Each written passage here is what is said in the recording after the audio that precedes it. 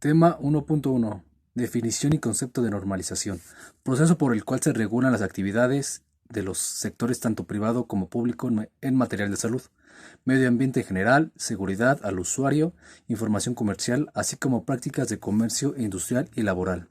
A través de este proceso se establece la terminología, clasificación, directrices, especificaciones, atributos, características y los métodos de prueba a las prescripciones aplicables a un producto, proceso o servicio.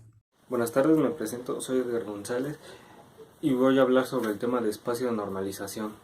El espacio de normalización permite identificar y después definir a una norma por medio de su calidad funcional y apoyándose en varios atributos a la vez, los cuales están representados por tres ejes, que es el dominio, los aspectos y los niveles. En el dominio, que es el eje X, se refiere a las actividades económicas de una región, un país o grupo de países. Por ejemplo, la ciencia, la educación, la medicina, la metalurgia, entre otras cosas. En el eje Y, que son los aspectos, se refiere a un grupo de exigencias semejantes o conexas. La norma objeto puede referirse a un solo aspecto. Por ejemplo, la nomenclatura, los símbolos, muestras o definiciones, entre otras cosas. En el eje Y, que son los niveles, se refiere al, se refiere al grupo de personas que están utilizando esta norma. Entre este grupo pueden ser las empresas, asociación, nación o grupo de naciones. El 1.3, que es esquemas mexicanas de normalización. Bueno, la Ley Federal de Metrología y Normalización de México define, ha definido el sistema mexicano de evaluación de conformidad, ya que comprende la certificación obligatoria de las normas, como son las normas oficiales mexicanas, o, o los voluntarios, que es la norma mexicana NMX. En ese hay varias direcciones, que es la Dirección General de Normas, DGN, que es la que acredita a los organismos de certificación y emite certificados de productos para las cuales no existen un organismo de certificación.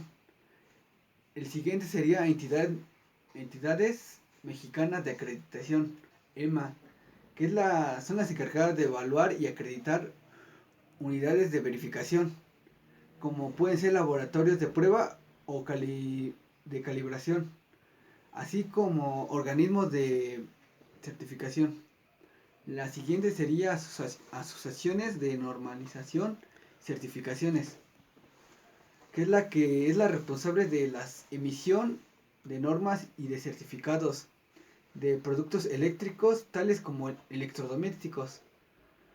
Este organismo es también un laboratorio de pruebas, ya que acredita y también aprueba. La siguiente es normalización y certificación electrónica, AC, que es la responsable de desarrollar de normas y también las certifica de hacia los productos electrónicos. Y la última es la Cámara Nacional de Industria Electrónica de Telecomunicaciones e Informáticas, CACNIE, que es la responsable de desarrollar de normas y pruebas productos eléctricos como electrónicos. A continuación, el siguiente tema es el 1.4, fundamentos legales. Son las leyes que regulan las transacciones, actos y conductas de las personas, empresas y organizaciones del país. Se asigna el poder ejecutivo a su dependencia y a la Cámara de Senadores y Diputados. Cada país tiene la capacidad de regular los productos, servicios, procesos, etc.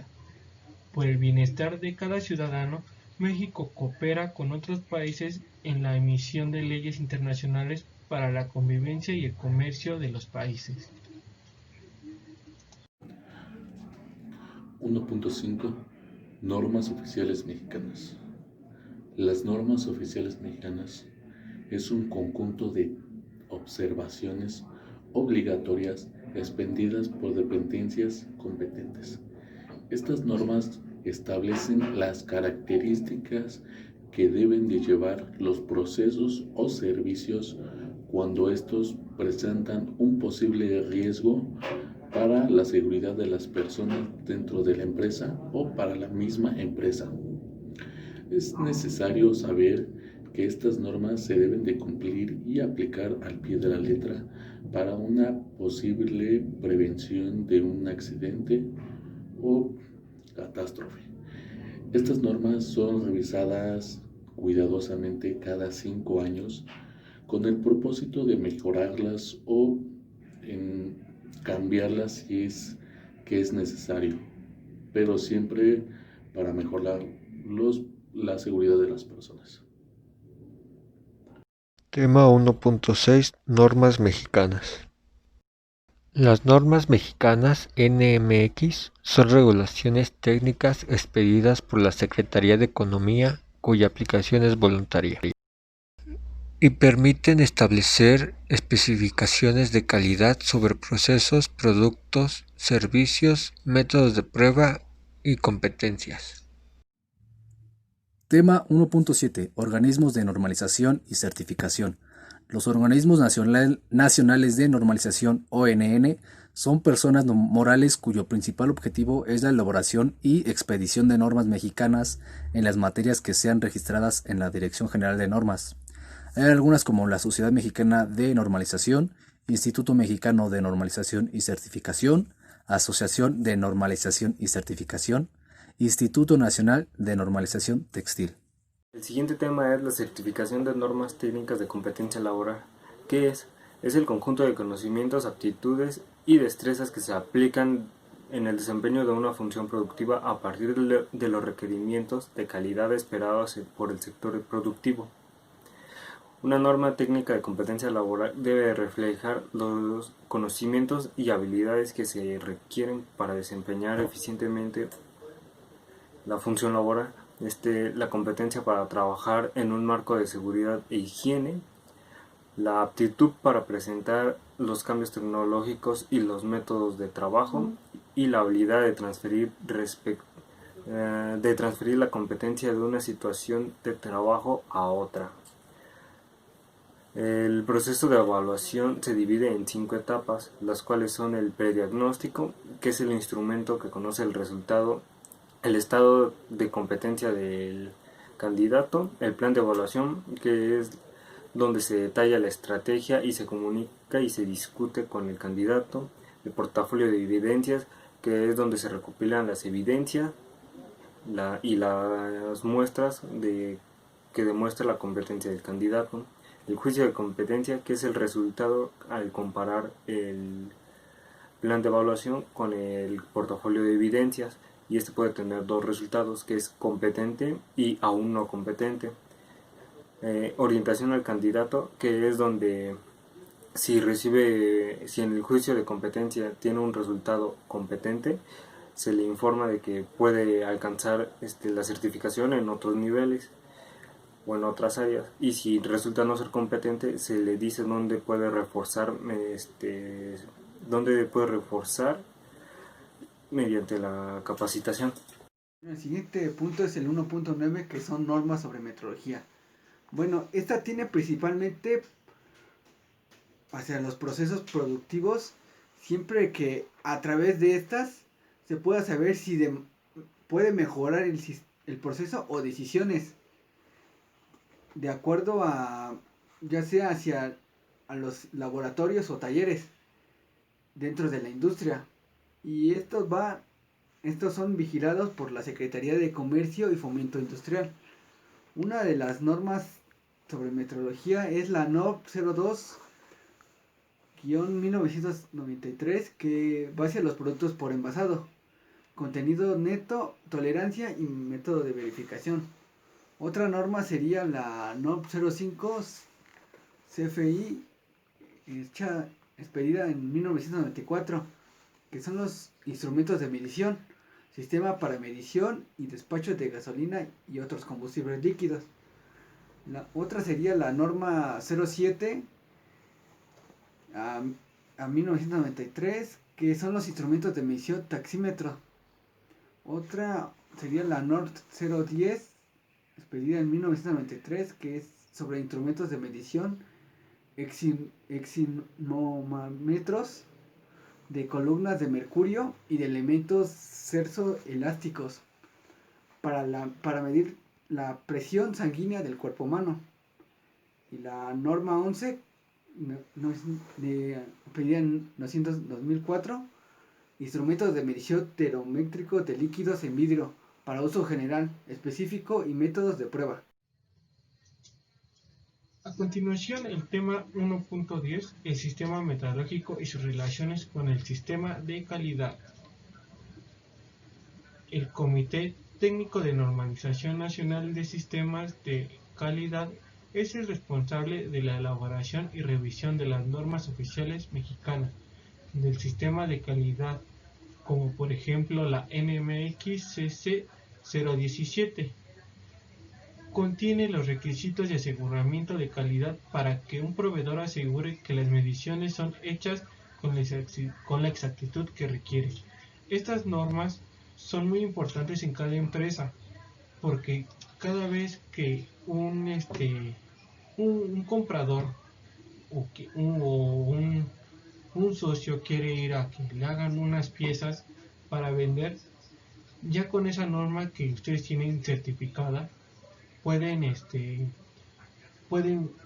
tener como que el trabajo más rápido, porque ahí el comprador o el proveedor va a ver que ustedes ya están certificados con normas de calidad, y eso les da una confianza para poder hacer sus piezas con él o poder comprar las piezas ahí.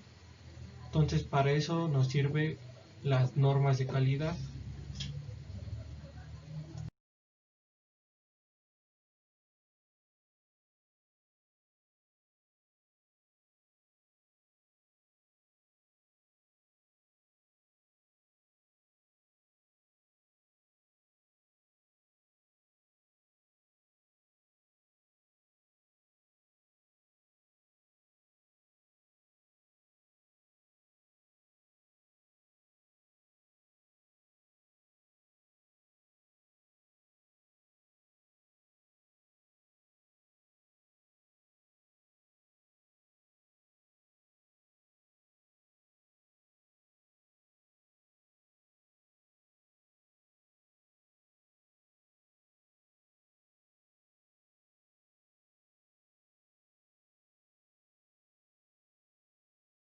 Acreditación de laboratorios de prueba. La Dirección General de Normas tiene la función de otorgar previa acreditación emitida por una entidad autorizada.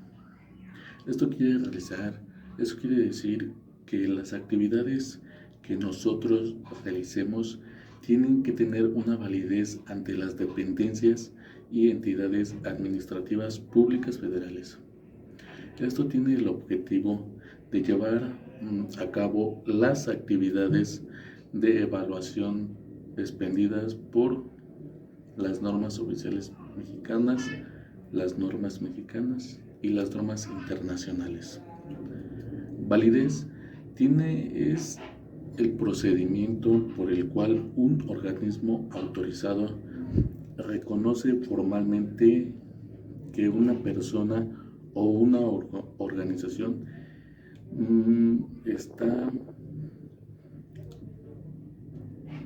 es competente para realizar una tarea en específico. Cabe señalar que cuando nosotros pretendemos evaluar un servicio, un procedimiento, es necesario que indiquemos para qué va a ser ese servicio o el procedimiento. Indicar la materia, indicar el campo, indicar el sector o las actividades que vayamos a hacer.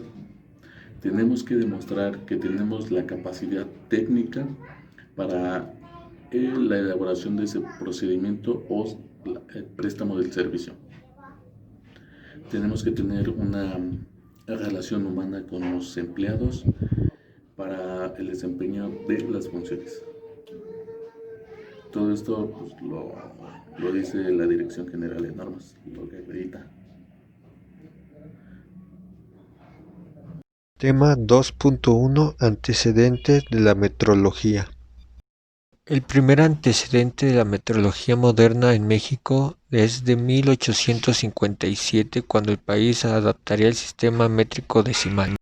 Así fue como tuvo lugar la creación del Sistema Nacional de Calibración, que finaliza en 1991. El CENAM fungió como laboratorio primario del sistema, el cual inició sus operaciones el 29 de abril de 1994. Tema 2.2 Conceptos básicos. La metrología legal es la que se ocupa de la verificación de los patrones e instrumentos de medida utilizados en las transcripciones comerciales, en la salud, en la seguridad pública y en el medio ambiente.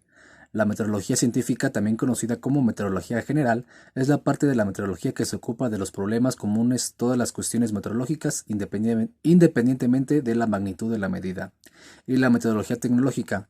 La caracterización de materiales es uno de los pilares que sostiene el auge del desarrollo de nuevas tecnologías y nuevos materiales. El siguiente tema es el uso del Sistema Internacional de Medida. Primero vamos a explicar qué es. El Sistema Internacional es un sistema de unidades que se usan en otros países del mundo. Una de las características que constituye el Sistema Internacional de Medida es que sus unidades se basan en fenómenos físicos fundamentales a expresión de la magnitud de masa. El Sistema Internacional de Medida surgió de la necesidad de unificar y dar coherencia a una gran variedad de sistemas de unidades que dificultaban el comercio y la transferencia de resultados de medición. Consta de 7 unidades básicas, las cuales son utilizadas para expresar magnitudes físicas consideradas. A partir de estas se pueden determinar otras más. Las más básicas son la por longitud, que es el metro, en el tiempo, que es el segundo, en la masa, son el kilogramo, la intensidad de corriente es el amperio, la temperatura son los grados Kelvin, la cantidad de sustancia es el mol y la intensidad de luminosidad es candela. El siguiente tema es el 2.4, que son sistemas de medida, temperatura, presión, torsión y esfuerzo mecánico.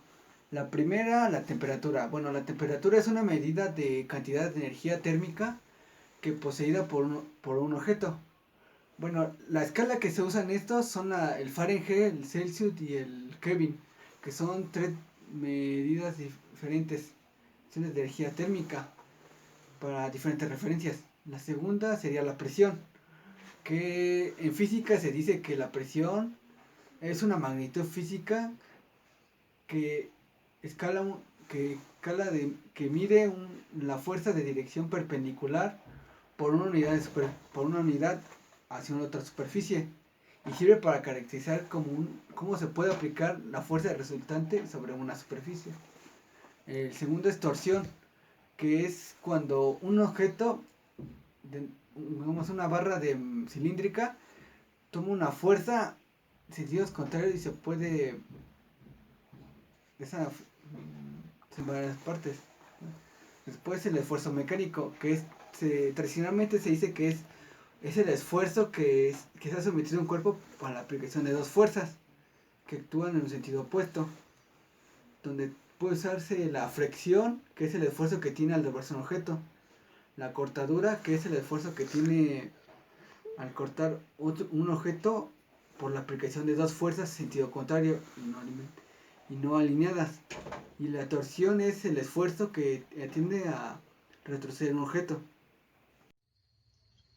A continuación sigue el 2.5 Diferencias de ventajas y desventajas de los instrumentos analógicos y digitales. Las ventajas de los instrumentos analógicos son que es de bajo costo, algunos casos no requiere de energía de alimentación, presenta con facilidad varianzas cualitativas de los parámetros para visualizar rápidamente si el valor aumenta o disminuye, es sencilla de adaptarlos a diferentes tipos de escalas no lineales. Y las desventajas son las que no tienen una resolución buena y típicamente no proporcionan más de 3 cifras. el error del parámetro que limita la exactitud de más menos de 0.5% a plena escala de los mejor de los casos. La rapidez de la lectura es muy baja, típicamente es una lectura sobre segundo. No puede emplearse como parte de un sistema de procesamiento de datos digitales.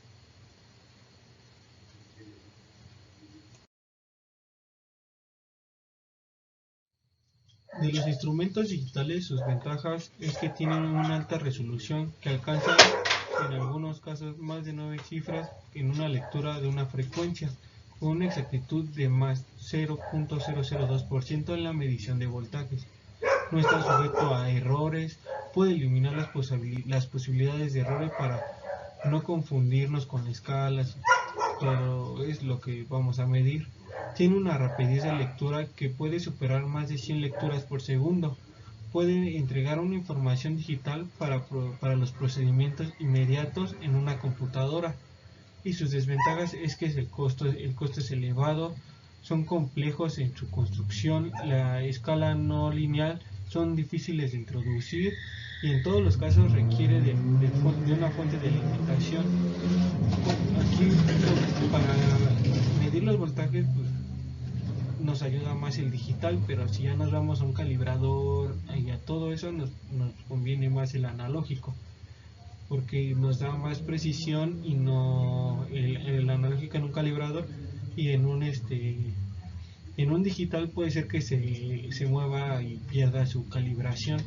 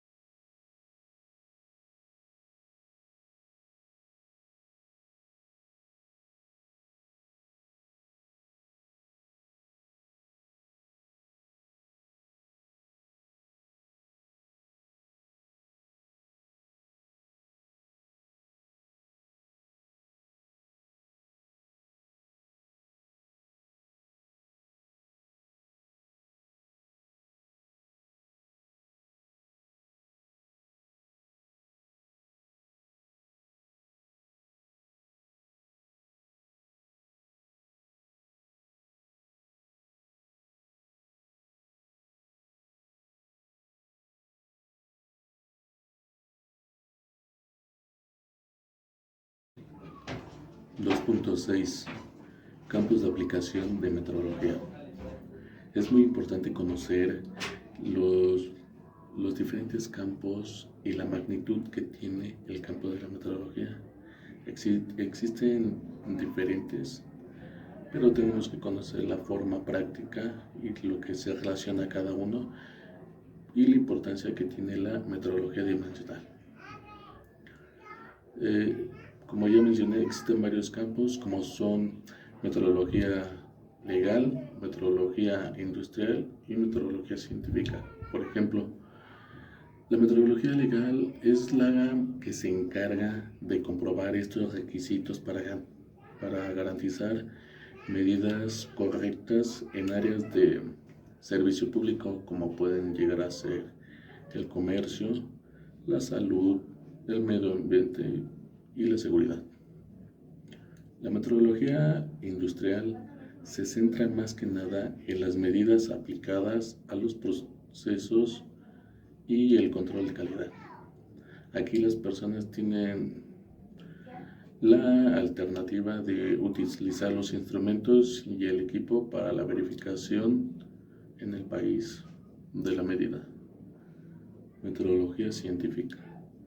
Se ocupa de problemas teóricos y prácticos relacionados con las unidades de medida, el problema de los errores de medición y el problema en las propiedades de las magnitudes, e instrumentos ya relacionados aplicados a la independencia. Tema 2.7 Metrología dimensional.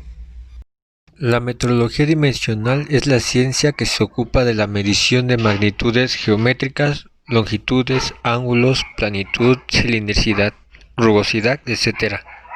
Sus ventajas pueden ser utilizar las soluciones de medición se puede controlar la calidad de producción de todas las fases del taller. Los resultados se pueden enviar a la fábrica y documentar para el control de calidad. Para las necesidades generales de fabricación, la medición de visión artificial proporciona un método rápido y sumamente preciso y rentable que garantiza la calidad del producto. Tema 2.8. Tipos de errores. Al hacer mediciones, las medidas que se obtienen nunca son exactamente iguales, aunque se efectúe por la misma persona sobre la misma pieza, con el mismo instrumento, el mismo método y el mismo ambiente. En sentido estricto, es imposible hacer una medición totalmente exacta, por lo tanto, se presentan errores al hacer las mediciones. Los errores pueden ser despreciables o significativos dependiendo de las circunstancias en que se dé la medición. El siguiente tema son instrumentos de medición directa.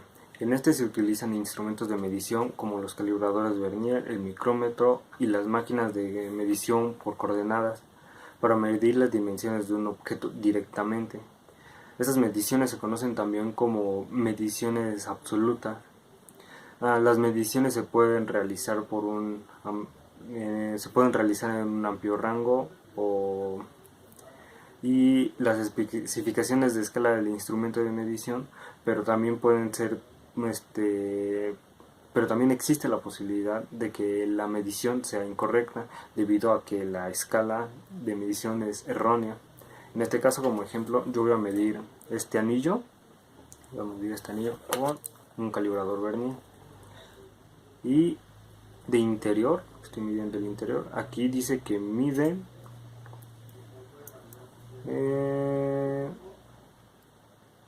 1.8 centímetros, aquí lo tienen.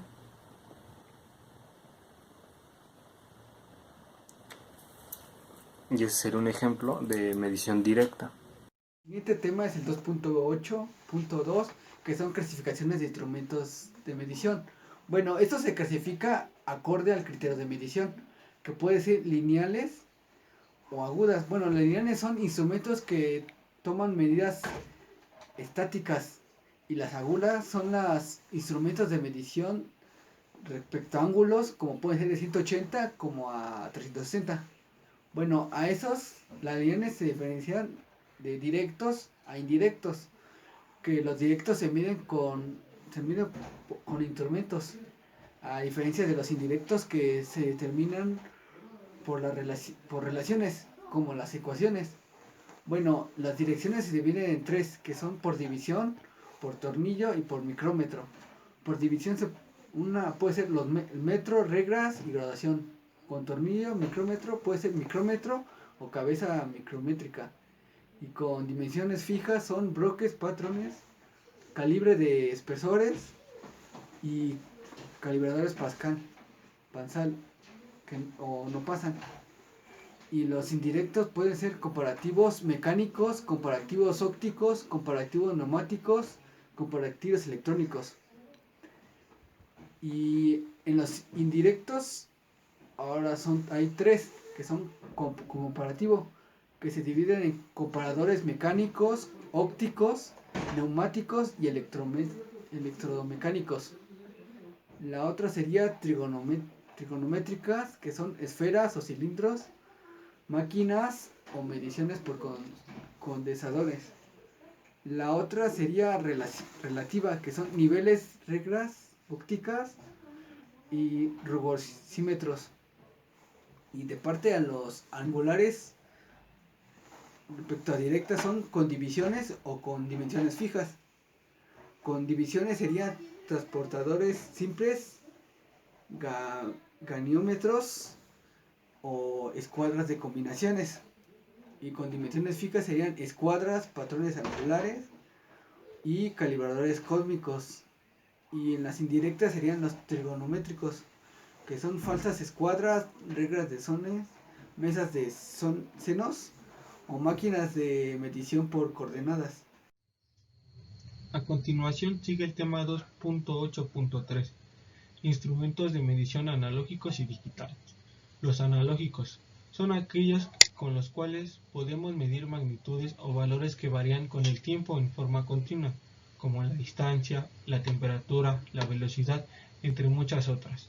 Y los digitales se refieren a aquellos instrumentos que trabajan mediante cantidades discretas, es decir, cantidades específicamente dentro de una determinada magnitud. Esto pues aquí lo que la diferencia ahora sí que es lo digital a lo analógico, a lo que es más antiguo y lo más nuevo. Aquí lo que tienen los analógicos, como son ya más viejos, tienen como que más exactitud, porque es muy difícil que se descalibren muy rápido. Te duran más tiempo que uno digital, porque si tiras el digital o tiras el analógico es más fácil que siga un poquito más calibrado el analógico que los digitales.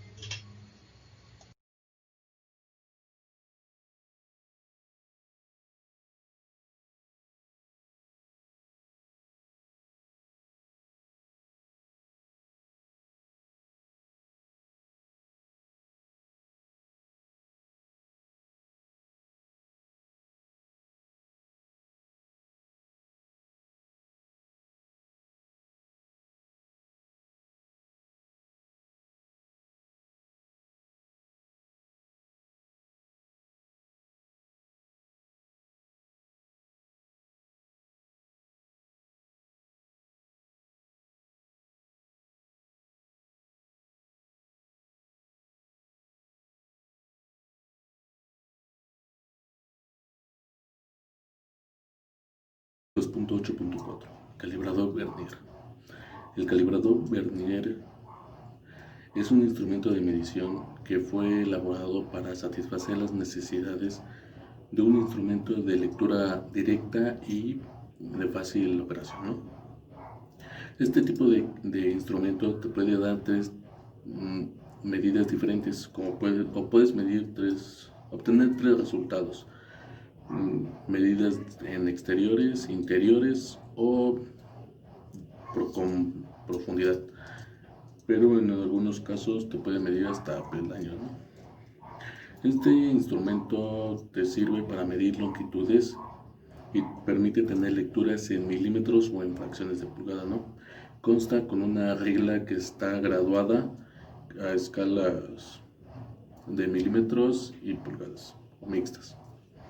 Este instrumento consta de una pata fija, una punta móvil, una pata móvil, un tornillo, un impulsor, pero pues más que nada es un instrumento de medición que te lo da una lectura directa y fácil de obtener.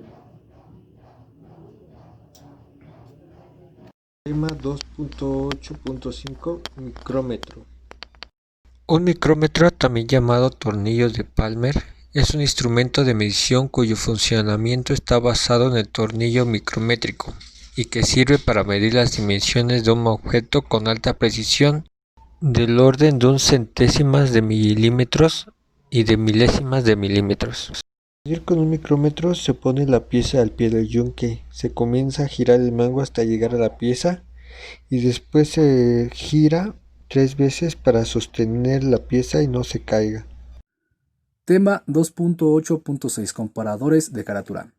Es un instrumento de medición en el cual un pequeño movimiento del husillo se amplifica mediante un tren de engranes que se mueven en forma angular de aguja indicadora sobre la carátula del dispositivo.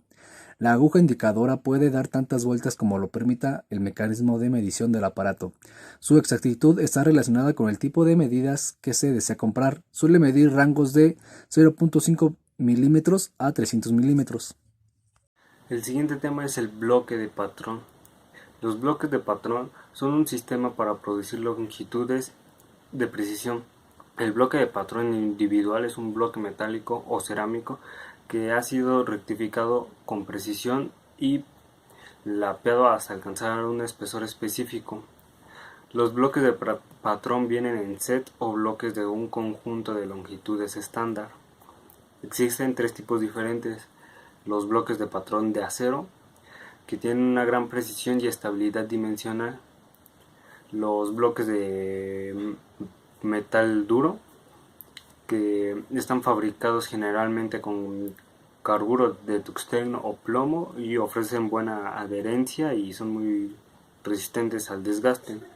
Y los bloques de patrón cerámicos eh, son las que mayor resistencia al desgaste o propiedades de adherencia y tienen bastante estabilidad. Estas están fabricados con dióxido de circonio. El siguiente tema es el 2.8.9, que son calibradores de altura. Bueno, los calibradores de altura es el medidor de altura. Es un dispositivo que puede medir la altura de piezas o la diferencia de altura entre planos de diferentes niveles. Bueno, el calibrador de altura también se puede utilizar como una herramienta de trazo, por lo cual puede incluir un burril. Bueno, el calibrador de altura tiene una exactitud de 0.001 pulgadas o su equivalencia en centímetros. Bueno, esto también nos dice que también se puede leer de la misma manera que los calibradores Vernier, como este. Y están equipadas igual como el calibrador Vernier, 25 o 50 divisores. Y con una punta de burril que puede hacerse sobre marcas sobre metales. A continuación sigue el tema 2.9, rugosidad. La rugosidad son irregularidades provocadas por la herramienta de corte o elementos utilizados en el proceso de producción, corte o arranque. Esto viene desde el material.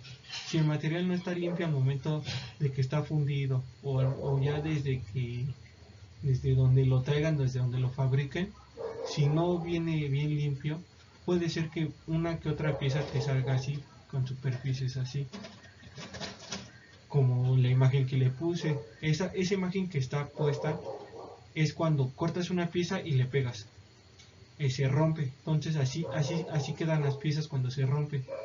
Y en cambio, cuando se maquina salen poros, son unos poros y que son hoyos pequeños, que son imperfecciones en la pieza y no es de calidad mandar algo así. Entonces es por eso que cuando fundes el aluminio o cualquier tipo de material tiene que estar bien limpio lo que es el molde y lo que estás fundiendo.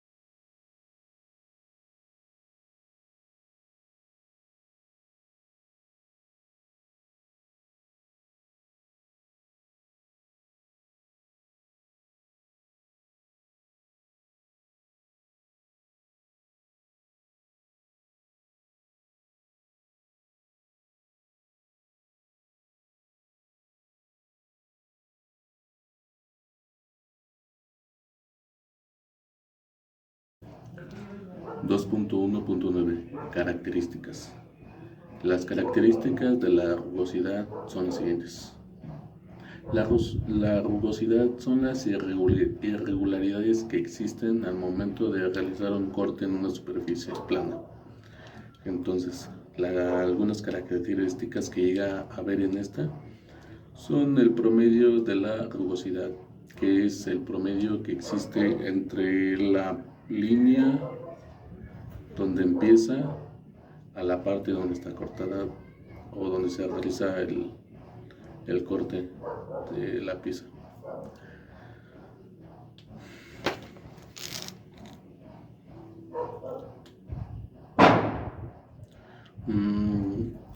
El valor medio de la rugosidad, el promedio de la rugosidad, las profundidades que llega a tener en la pieza. Los medidores de rugosidad se utilizan para determinar qué tan profundo son las irregularidades que existen en la pieza. Esas medidas, estos equipos se disponen con un máximo de 13 parámetros en las que se basan para la comprobación de esta. Los comprobadores de rugosidad superficial se suministran calibrados, mas no están certificados por una dependencia para su validez de su uso. Tema 2.9.2 Características de la rugosidad. El valor promedio de rugosidad es el valor promedio aritmético de los valores absolutos de las distancias del perfil de rugosidad de la línea intermedia de la longitud de medición. El costo de una superficie maquinada crece cuando se desea un mejor acabado superficial, razón por la cual el diseñador deberá indicar claramente cuál es el valor de rugosidad deseado. Tema 3.1 Óptica. La óptica es la ciencia de controlar la luz. Es parte de un tipo de energía llamada radiación electromagnética. La luz es la parte de las ondas EM que podemos ver y forma los colores del arco iris. Hablando más formal, la óptica es el campo de la ciencia y la ingeniería que comprende los fenómenos físicos y tecnologías asociadas con la generación, transmisión, manipulación, uso y detección de la luz. La luz es una onda electromagnética. Esto significa que es una combinación de una onda eléctrica y una onda magnética. El siguiente tema es la óptica geométrica. Este se encarga del estudio de las imágenes producidas por la refracción o reflexión de la luz. La óptica geométrica se encarga de las trayectorias de los rayos luminosos, desapareciendo los efectos de la luz como movimiento ondulatorio. Para entender más o menos del significado se debe de tener en conciencia los siguientes conceptos, que es el eje óptico, que es el eje de abscisias perpendiculares al plano factor, el espacio objeto, que es el espacio que queda a la izquierda del dioptrio, y el espacio imagen, que es el espacio que queda a la derecha del dioptrio. Dos puntos interesantes del eje óptico son foco óptico, que es el punto F del eje óptico cuya imagen se encuentra en el infinito del espacio imagen. Foco imagen, que es el punto F' del eje óptico, que es la imagen de un punto del infinito del espacio objeto. Bueno, el siguiente tema es el 3.3, que es óptica física. Bueno, la óptica física es una de las ramas de la física que toma como la luz como una onda y explica algunos fenómenos que no se podrían explicar tomando en cuenta la luz. Como un ejemplo sería el rayo. Estos fenómenos entonces hay dos, que es la difracción y la polarización. La difracción es la capacidad de las ondas para cambiar de dirección. Eso es alrededor de un obstáculo. En su trayectoria, esto se debe a sus propiedades que tiene la onda de generar nuevos frentes de onda, y la otra es polarización, que es la propiedad por la cual uno o más de los múltiples planos en que vibran las ondas de la luz se filtran impidiendo su paso. Esto produce efectos como la eliminación de brillo. Diferencias de ventajas y desventajas de los instrumentos analógicos y digitales. Las ventajas de los instrumentos analógicos son que es de bajo costo, algunos casos no requiere de energía de alimentación, presenta con facilidad varianzas cualitativas de los parámetros para visualizar rápidamente si el valor aumenta o disminuye, es sencillo de adaptarlos a diferentes tipos de escalas no lineales. Y las desventajas son las que no tienen una resolución buena y típicamente no proporcionan más de 3 cifras. El error del parámetro limita la exactitud de más menos de 0.5% a plena escala de los mejores de los casos. La rapidez de la lectura es muy baja, típicamente es una lectura sobre segundo.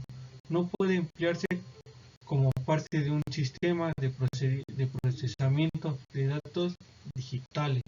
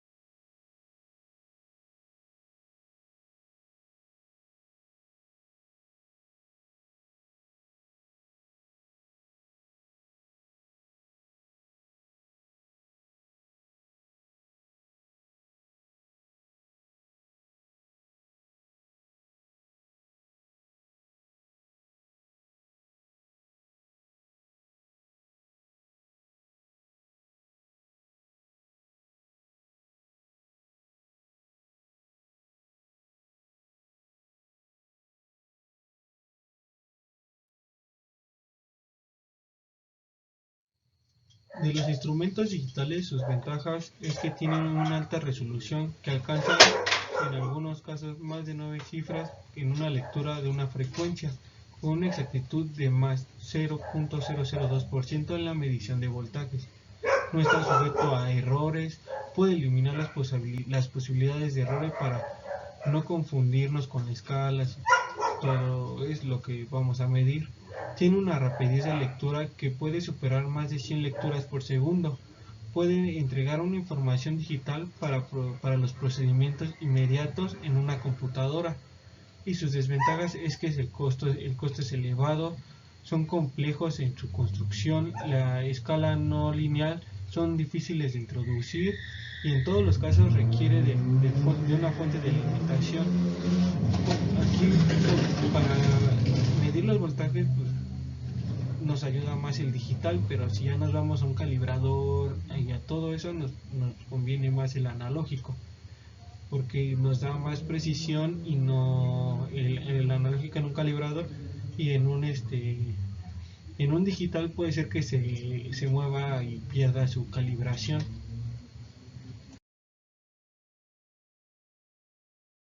.5 Instrumentos ópticos. Para nosotros los seres humanos es muy importante controlar la luz y conocer el uso que le podemos dar a la luz.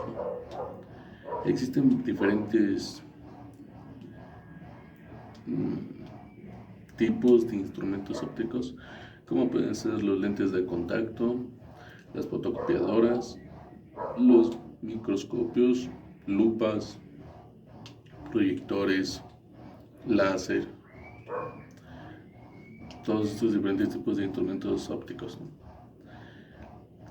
La flexibilidad conocemos que la flexibilidad en metrología significa tener la libertad de elegir entre medición por contacto o medición óptica, pero solo usando un sistema de medición. Todos estos tipos de instrumentos ópticos nos ayudan para el mejoramiento de una mejor vista para realizar procesos o servicios. Tema 3.6. Instrumentos mecánicos. Los instrumentos de medición mecánica se utilizan para la realización práctica de mediciones de magnitudes mecánicas. Hay una gran variedad de instrumentos que se pueden comprar, ya que toda tarea mecánica lleva consigo la necesidad de tomar medidas de las piezas y trabajos que se estén realizando, con precisión y exactitud. Dichos tipos de instrumentos están constituidos por todos aquellos que se valen de una medición directa a través de un mecanismo, que nos permitan tomar la lectura del valor directamente de un dicho instrumento. Tema 3.7. Medidores de presión. La presión se define como la fuerza ejercida sobre una superficie por unidad de área. En ingeniería, el término presión se restringe generalmente a la fuerza ejercida por un fluido por unidad de área de la superficie que lo encierra. De esta manera, la presión de una fuerza se distribuye sobre un área. Existen muchas razones por las cuales en un determinado proceso se debe medir la presión.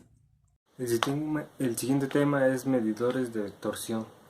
La torsión es un proceso que se produce cuando una barra cilíndrica está fijada por uno de los extremos y se le aplica una fuerza de tal forma que los discos horizontales en los que podemos considerar dividida la barra se desplazan unos con respecto a otros.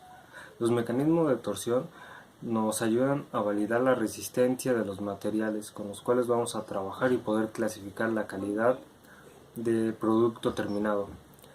Un ejemplo podría ser la palanca, que es una máquina simple cuya función consiste en transmitir la fuerza y desplazamiento.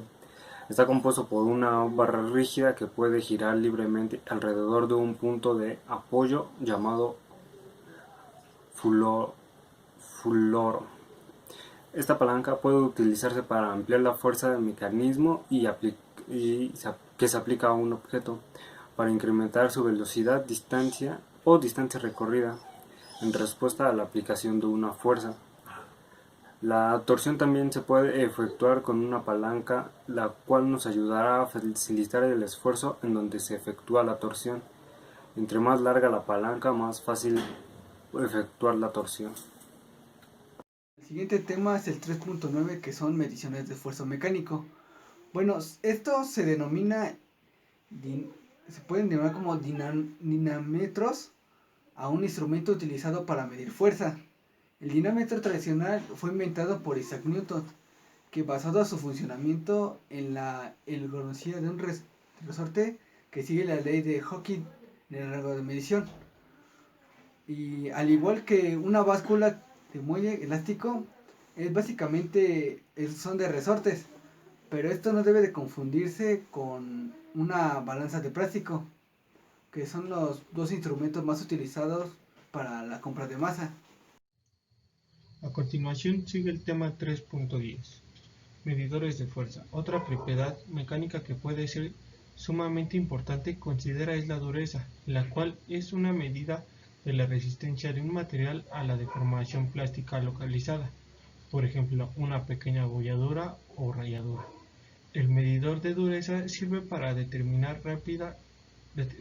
determinaciones rápidas de la dureza de una superficie. Este medidor de dureza es apto según el tipo de la medición de la dureza de metales, visiones generales de los productos de plásticos, gomas, textiles. Estos te ayudan a ver qué tan duro está un material para, por ejemplo, si lo van a fundir. Si está muy duro, va a tardar un poco más de lo normal en fundir. Si está un poco más blandito, puede que se tarde menos en una fundición. Y todo depende mucho de cómo es el tratamiento también, cómo lo tratan, qué tanto material le pueden meter a algo, qué tanto funden, y se une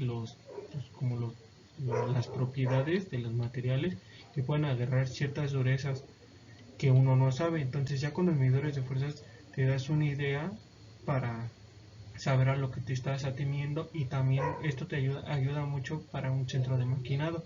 Sabes qué tan dureza te lleva, qué tan duro es el material, para saber qué tanto le puedes meter de corte.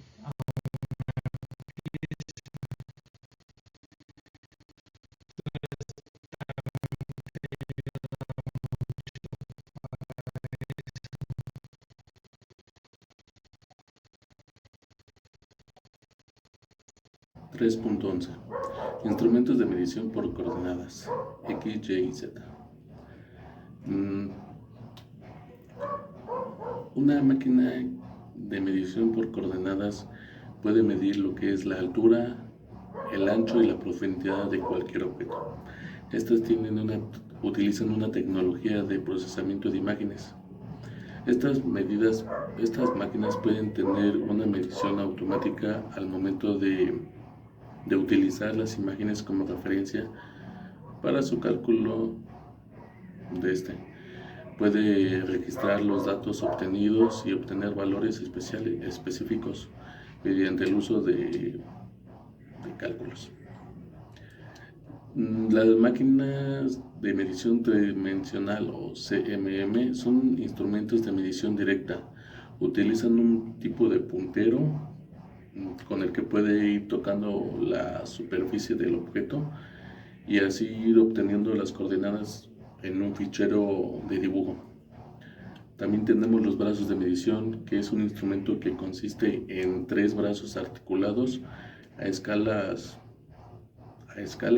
y que se le debe de asignar un origen, que son articulados, con el que el operador puede ir igual tocando en la superficie del objeto y ir obteniendo datos. La ventaja de es que es es portátil y aunque tiene una limitada medición, mediante el uso de estos instrumentos facilita mucho para la obtención de datos.